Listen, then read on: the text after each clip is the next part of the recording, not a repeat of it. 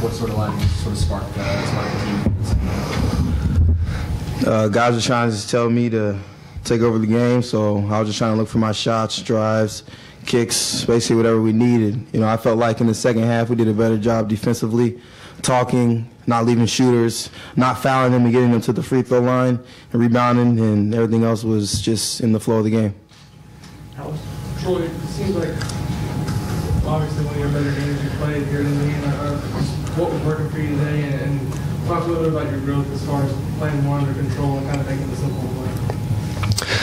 Today it seemed like it was more of a get to the basket, don't have to settle as much, and then a run in transition because Scout said that if I run, it would be hard to start me. So that's what I did, run the floor, and it seemed to come true. And as for the good game, it's just to capitalize on it, just keep getting better. All those things I can work on. Did you feel like at some level you just had an athletic advantage on almost anybody? It just felt like they couldn't find somebody to stay in front of you when you were taking guys one-on-one? Coach Crane always told me I had a quick first step, so just use it to my advantage in every game, and that just seemed to be the cause today. Yeah, Troy, a couple games ago, Coach kind of challenged you and Hunter about rebounding. Today, you guys dominated the rebounding category. Can you talk about that? It's just toughness. That game against Louisville, me and Hunter didn't really rebound good, and I mean it just shows. So these past two games, it started off with Grand Canyon. Matter of fact, it started off in practice the next 2 days. Then it started off against Grand Canyon. Then we just keep getting better. So hopefully through the season, we just keep getting better at it. Jeff, Troy, a lot of people look at your game and say, man, he's a guy who he understands when to play in fifth gear, when to kind of gear it down a little bit. He's going to take that next step. Do you think you're starting to understand that, and is that fair? I can say it is fair. There's times on the court where I am going too fast, or I'm thinking too fast. So, like I said before, these last games, it's just been coming all together. I'm starting to slow down my thinking and starting to play more like aware. My awareness is starting to pick up, so I just hope I just capitalize on it. Why do you think that's happening? The awareness and slowing down? Practice. Coach Crane always puts us in like game situations, so they just gotta bring it from practice to the game. Questions for Yogi?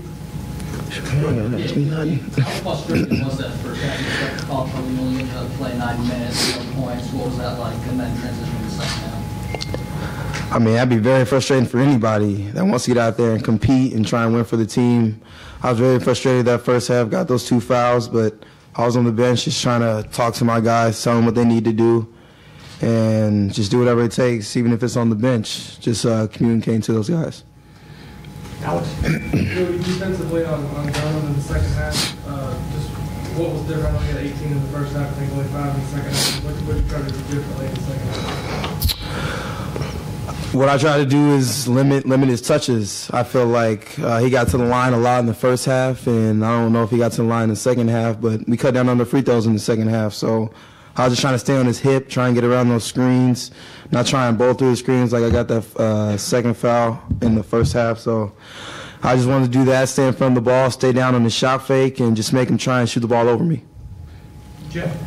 You're now one of 48 guys, I think it is, who had 1,000 points in Indiana. What's that mean to you to hit that? That means a lot. You know, coming in Indiana, you know, I didn't really think or expect I was going to make 1,000 points, but I feel like, you know, as these years come, I've gotten better. These coaches have gotten me better, I feel like, and my growth has gone from my freshman year to now. So to be on that list, you know, it's a great honor. At the same time, you talked about your foul trouble, but how much opened up for you when Barlow went to the bench and they had to just kind of suddenly juggle with their defensive rotations? It seemed like once he went out, you just felt comfortable attacking anybody, I guess, or maybe even when he was in and into foul trouble, you just felt comfortable attacking in the second half. Yeah, I just wanted to be a little more aggressive, I'd say, in the second half. I felt like there were a lot more drives in the second half.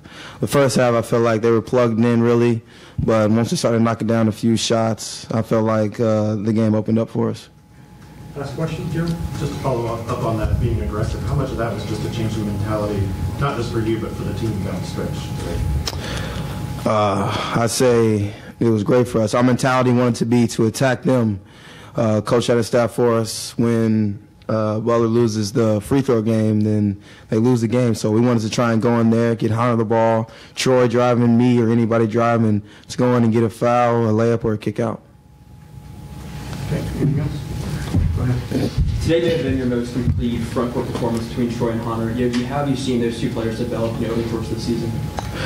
Their confidence has skyrocketed, and coming right now, this turning point, especially going into the Big Ten season, that's exactly what we need. Guys like that going in, playing with great toughness, rebounding, playing smart. I say defensively, not fouling, because I say those are our two key guys that we're going to need down there for us. Okay. Thanks.